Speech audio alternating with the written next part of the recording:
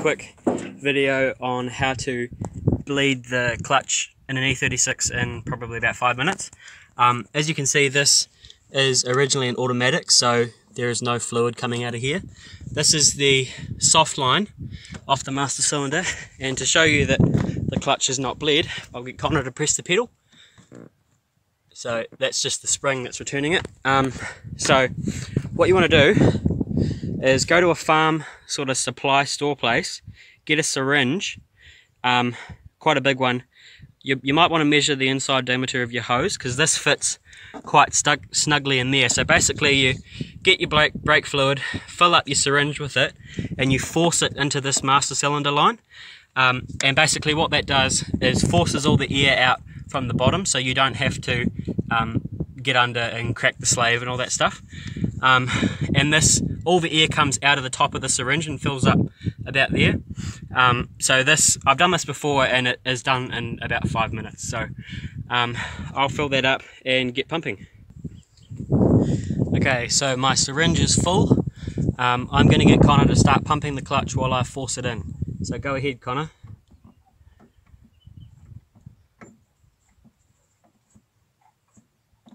I don't know if you can hear that on, so you can see some of the air bubbles there. I don't know if you can hear that on camera, but it's sort of like the sloshing sound of, see, like there's some of the air coming out.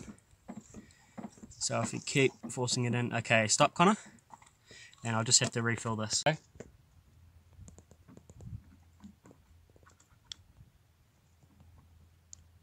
Are you pumping?